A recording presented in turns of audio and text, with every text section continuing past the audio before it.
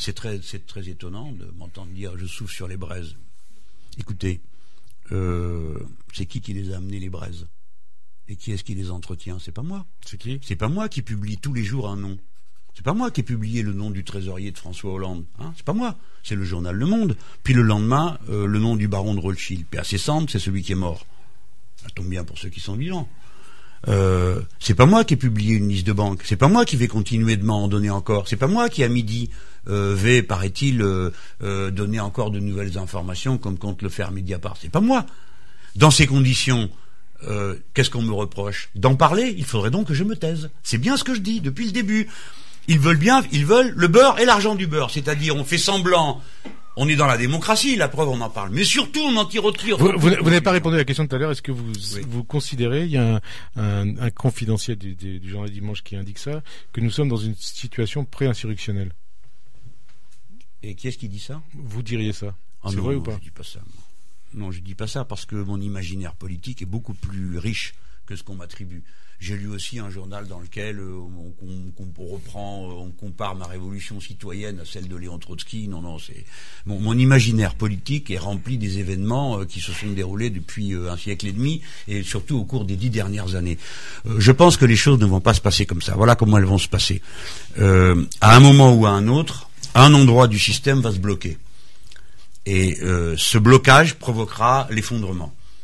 C'est ce qui va se produire inéluctablement en Grèce, à Chypre, ailleurs et dans toute l'Europe du Sud, puisque c'est l'Europe du Sud qui est en situation aujourd'hui la plus durement tapée par les politiques absurdes imposées par la droite allemande à toute l'Europe. Et surtout parce que cette Europe du Sud est en situation de gémellité politique et culturelle avec l'autre rive de l'océan Atlantique. Ce n'est pas du folklore. Ce que je vous raconte, c'est de l'anthropologie politique, si vous voulez, en quelque sorte. Donc voilà comment ça va se passer comme ça. Auparavant, il y aura des marées citoyennes que je souhaite, pour ma part, de toutes mes forces, qui vont montrer que les Français veulent s'impliquer dans les affaires, n'acceptent pas que tout ça se règle et se fasse en dehors d'eux. La manifestation du 5 mai n'est pas spécifiquement une manifestation front de gauche, c'est ce que nous pouvons appeler une marée citoyenne. Elle va d'ailleurs être préparée par des assemblées citoyennes dans les bourgs et les villages, mais ce sera une marée citoyenne, comme vous en avez à Madrid, comme vous en avez au Portugal. Si tous ces gens qui mais là vous avez parlé, c'est la troisième fois que vous parlez de cette manifestation depuis le début de l'émission, mais on comprend pas très bien votre objectif. C'est quoi? C'est que François Hollande s'en aille ou pas? Sérieusement, vous le croyez, Monsieur Aziza, que je fais une manifestation pour faire partir Monsieur Hollande? On peut se poser la question. Ah, c'est assez étrange de se poser une question pareille. Non, c'est pas l'idée que je m'en fais. L'idée que je me fais, c'est que l'intervention populaire permet souvent d'ouvrir des portes qui jusque-là étaient fermées. Alors, nous allons voir quelles leçons ceux qui sont aux commandes du pays vont tirer de ce qu'ils vont voir. S'ils n'en tirent aucune, la vague suivante sera plus puissante. Et la vague d'après, ça veut dire qu'après la manifestation du 5 mai, il y en aura d'autres? Oui, bien sûr, il y aura des répliques dans les grandes villes du pays. Ville après ville. Il y aura des répliques à Toulouse. Selon quel calendrier? À Marseille. Je ne sais pas, on le fixera, mais la manifestation nationale du 5 mai est destinée à être le creuset où va se rassembler la force qui ensuite va se projeter. Mais ça s'appelle l'intervention populaire. Ça fait partie des droits. Ça fait partie des droits constitutionnels. Enfin, vous figurez quand même pas que la vie, ça va être simplement tous les 8 jours des manifestations de l'extrême droite et de la droite extrême contre le mariage pour tous. Enfin, alors, quand attendez, même. on poursuit. Et pendant ce temps, la gauche à la maison en train de pleurer ses ministres pourris. Vous dites vous-même, il y a faut quand même un peu croire. Il y a nous aussi, figurez-vous. Il n'y a pas que les deux cortèges des autoflagellants d'un côté et de l'autre côté des réacs. Non, il y a aussi le peuple français qui en a ras-le-bol de toutes ces histoires. Alors vous dites, on a un groupe à l'Assemblée, il y a des députés, il y a des sénateurs, il y a des députés européens, il y a des présidents ou des coprésidents de partis, et on a l'impression que vous considérez que c'est la rue qui doit gouverner. Est-ce que le pouvoir est dans la rue? La vie démocratique, c'est aussi la rue. Qu'est-ce que c'est que ce mot, la rue? C'est les bourgeois du 19e siècle, ça. Alors c'est le vocabulaire qu'avait repris Sarkozy. Je comprends. Lui, la gauche aussi le dit. Mais oui, c'est pas la rue. Mais arrêtez de dire la gauche chaque fois qu'on parle des solfériniens. Hein. C'est bon, quoi. Vous en avez été. Mais je lis ça parfois. La gauche gouverne. Non, moi je gouverne rien du tout pour l'instant. D'accord. Donc parler des solfériniens, ça a un sens. Tout le monde comprend. Parce que quand on dit socialiste, il y a une équivoque. On peut croire que c'est l'ancien parti socialiste qui a là n'a rien à voir voir avec tout ce qu'on a connu avant. Bon, bref, c'est pour vous dire, les solfériniens parlent aussi de la rue, mais c'est un vocabulaire de droite. La manifestation, ça fait partie des droits démocratiques. C'est inscrit dans la Constitution. Alors, on poursuit. On traverse une crise sociale grave avec cette montée inexorable du chômage, une crise sociétale avec ce dont vous avez parlé, cette opposition qui ne faiblit pas contre le mariage homo, une crise morale avec le retour des affaires, et on dit, Mélenchon, qu'est-ce qu'il fait? Donc, comme on le disait tout à l'heure, il souffle sur les braises, avec le danger, un danger, c'est une dérive populiste. Ah bon? À la manière des années 30. À la manière des années 30. Ah, une dérive populiste. Qu'est-ce que ça veut dire, populiste? Ça veut dire souffler sur les vieux démons français. Attiser les vieux démons français. Quels sont les vieux démons français, je vous prie? Qu'on a connus dans les années 30 et qui ont conduit à ceux que l'on a tous en mémoire. À ce que quoi? À ceux que l'on a tous en mémoire. La guerre. Ah oui, d'accord, je comprends. Oui, évidemment. Et alors, c'est à moi qu'on veut reprocher la guerre? On vous dit, c'est pas moi qui le dis, ce sont les dirigeants socialistes, dérives populistes. D'accord. Non, mais c'est ça qu'il faut me dire. C'est les solfériniens, je les connais. Ouais. Je connais tous leurs refrains et leurs éléments de langage. Dérive populiste de Mélenchon. Ouais. Oui, ben ça. Comparable à la dérive populiste du Front National. Oui, bon, ça, c'est pas de l'analyse politique. Écoutez, mettre dans le même sac le Front National et le Front de gauche... vous avez quand même dit, le peuple a besoin de dirigeants qui parlent dru et cru. Oui, c'est vrai. Oui, en effet, les gens ont assez de ces dirigeants politiques qui mettent 2 heures pour dire une chose, qui ne sont incapables de dire bonjour sans avoir auparavant décrit toute la piole. Enfin bref, les gens ont assez de ça, c'est vrai. Mais regardons d'abord le fond de l'affaire. On compare toujours aux années 30. Et d'une manière qui finit par être plus un obscurcissement qu'un éclaircissement. Voyez-vous, les années 30 n'étaient pas les années d'un pur bonheur contrarié par des manifestations fascistes. Les années 30 sont celles d'un chômage de masse, d'activités criminelles innombrables des puissants, des importants, des riches. Et sur cette base... c'est sur cette base qu'a prospéré d'une part le fascisme, mais d'un autre côté également la gauche. Voyez-vous ? Le Front populaire. Le Front populaire, exactement. Et en France, nous avons une réponse, le Front populaire. Et le Front populaire, c'est un cartel électoral et une mobilisation de masse des Français. Et pourquoi le Front populaire a-t-il pu avancer de cette manière ? Notamment parce qu'en France, on a eu le courage, qu'il n'y a pas eu dans d'autres pays, d'interdire. Mais alors, ce qu'on vous dit, ce que vous disent vos ex-camarades du Parti Socialiste, c'est Jean-Luc Mélenchon, c'est pas le Front populaire qui va mener au pouvoir, c'est l'extrême droite. Oui, je comprends bien qu'ils le disent, parce que ce qu'ils essayent de faire... c'est pas lui qui gagnera, ce n'est pas l'UMP qui gagnera. Je comprends, j'ai très bien compris le raisonnement. C'est une forme d'étranglement du débat, parce que ils disent, vous voyez, ce que nous faisons ne sert à rien, ne mène nulle part.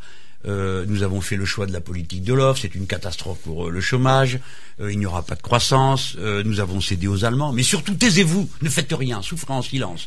Taisez-vous, parce que sinon, ça sera à l'extrême droite, Madame Le Pen, puis après on découvre que leur principal dirigeant, celui qui est le premier en ligne pour aller faire les poches des gens, serrer le kiki à tout le monde et comprimer la dépense publique, est directement lié au diable auquel, paraît-il, je conduirai moi. Mais pour l'instant, c'est eux qui mangent avec le diable. Et la cuillère n'est pas longue. C'est qui ? Les socialistes qui font des comptes offshore avec le conseiller financier de Madame Le Pen. Et Madame Le Pen, qui savait, n'a rien dit. Et elle dit, mon conseiller, je l'ai connu il y a 25 ans, je ne sais pas quoi. Peut-être bien, mais le conseiller savait que le compte existait, puisque c'est lui qui l'a ouvert. Et quand l'affaire est sortie, son devoir à elle aurait été de dire « je sais que c'est vrai ». Elle ne l'a pas fait. Pourquoi ? Parce que ces gens-là doivent avoir des intérêts communs. Ces gens-là, c'est-à-dire, on va je parle de tous ceux qui ont partie liée à l'argent caché, à l'argent sale. Vous savez que moi que ça existe. Est-ce que vous mettez dans ce groupe François Hollande et les ministres actuels ? Mais monsieur Aziza, au nom de quoi je le ferai ? Je vous pose la question, c'est tout. Et puis François Hollande est un brave homme, personne ne lui reproche d'être un corrompu, personne ne pense que personne n'a de soupçon moral sur lui.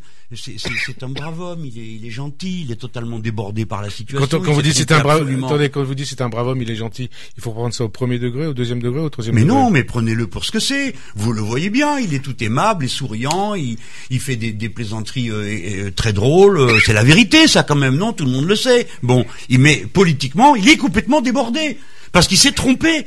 Et il l'a dit l'autre soir à la télévision devant tout le monde. Il a dit: je ne m'attendais pas à ce que la crise dure autant et qu'elle soit aussi profonde. Donc il n'a rien compris à la nature de la crise actuelle. On va parler d'un autre brave homme. Oui, c'est ça, a priori d'autre chose, mais quand même ça a de l'importance, c'est lui qui dirige l'État. On poursuit. Après Cahuzac, l'opposition et une partie de la gauche cible Pierre Moscovici.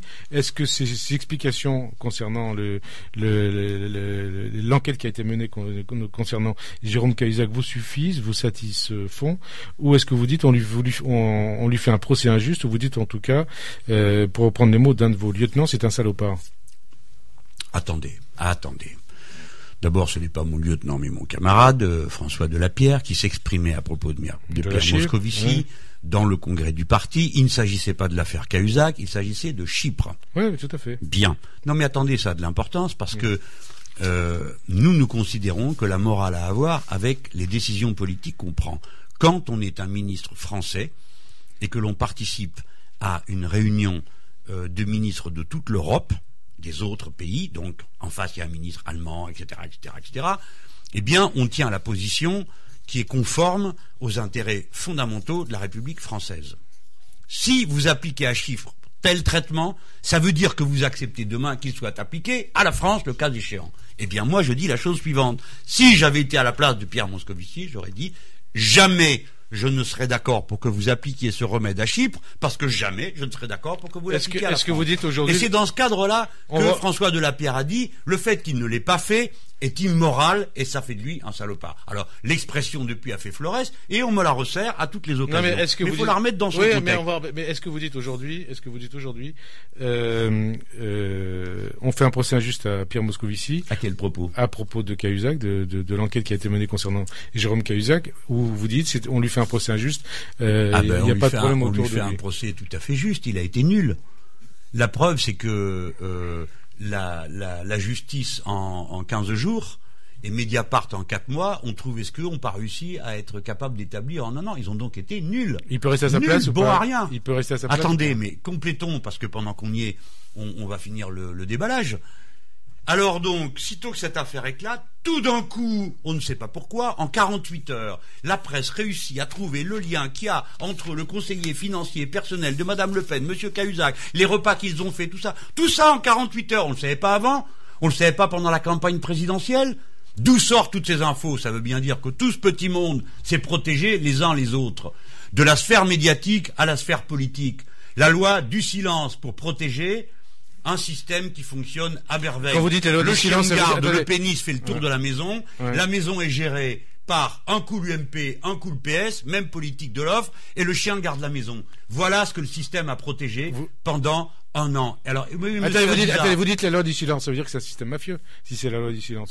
Non mais arrêtez avec le truc, un marabout de ficelle de cheval de bois, bon ça va, alors on dit un mot, ça veut dire un autre mot. Je sais pas, pour expliquer les choses. Je n'ai pas parlé de système mafieux, vous n'avez pas besoin d'expliquer les choses.